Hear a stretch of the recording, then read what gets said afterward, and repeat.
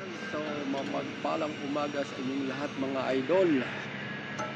So welcome naman po kayo dito sa ating vlog for today is regarding sa pagpipit up ng gantong klaseng fittings, mapailbo man o plans kung ano mang inyong ginagawa sa trabaho, no? So ako ginagawa ko ngayon dito ay nagpipit up ng gantong klaseng plans 1,500 na de 20.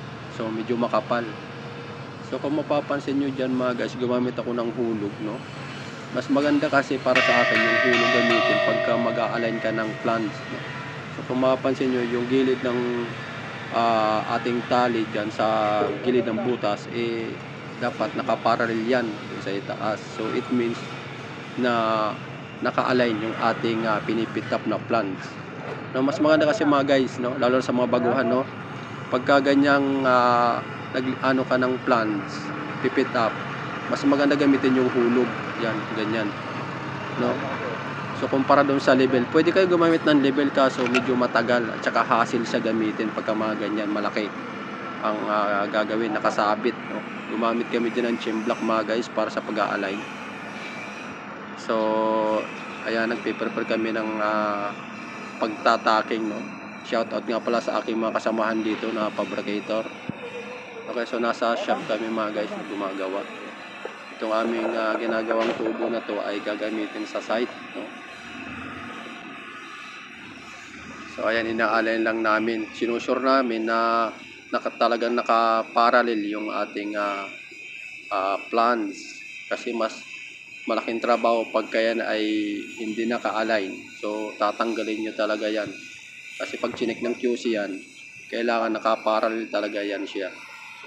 Alright, so sa ilalim kami magpapataking kasi kailangan siyang bumaba ng kaunti para sa level yung ating plans para sumunod, no? Ganyan lang ginagawa namin para mas madaling trabahuin, no? So magpupusid kami ng tacking dyan mga guys, medyo okay na.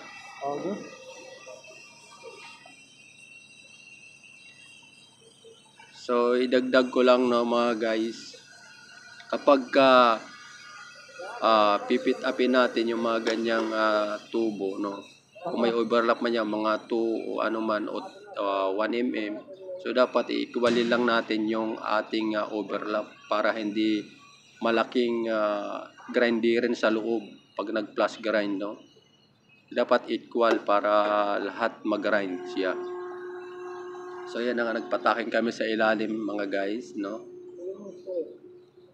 Kaya napakakapal ang fittings na to. 1,500 ang class niyan mga guys. RF plans, long neck. Ayan, shout out sa ating mga pipefitter dyan, sa mga veterano. Shout out sa inyo mga idol. At siyempre lalong lalo sa mga baguhan, no? Huwag tayong kakabahan kung first time tayo makakapag-pit up na ganyan. So nung ako'y baguhan pa mga guys, medyo kinabahan din ako niyan kasi hindi ko pa alam ang procedure. Yan, kung napapansin nyo dyan, yung 45 degree elbow na yan ay plans to plans, ano? So kinakapa ko dyan yung ilalim ng tubo o sa loob ng tubo kung equal ba ang ating overlap bago magpataking sa padalawang taking para sa itaas. So ayan, gumamit kami ng parallel dyan ng eskwala at saka dalawang level para sa pagparallel ng ating plans to plans sa 45. Okay, so parehas lang yung run and set dyan ng ating pagkuha sa parallel ng ating plans, no? Kaya gumamit kami dyan ng dalawang eskwala, dalawang level.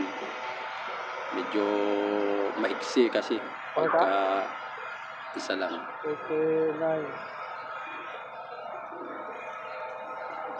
Okay. So ayan, medyo okay na, no? Okay na. So puproceed na namin ang pagtataking sa susunod para matapos na yung aming ginagawa. Maraming salamat nga pala mga guys sa mga suporta ninyo sa ating munting vlog. Ayan, thank you. So ganyan lang po ang pagpipit up, no, at pag-aalay ng tubo pag kayo ay gagawa ng mga ganyang pagpipit up.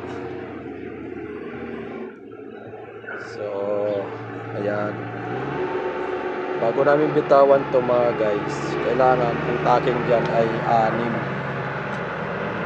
ang tacking namin na ginawa dyan para talagang nakakapit talaga, baka malaglag yan, no? So na sureball talaga, sureball natin. So gumamit kami ng chain block dyan na nag-hold talaga, kasi may overhead crane naman na available dito sa aming shop, kaya medyo napadali namin ang aming trabaho. Gawa na rin pati ng ating mga kasamahan dyan na nakasama at tumulong sa pagpipit up. So shout out sa inyo mga idol, salamat.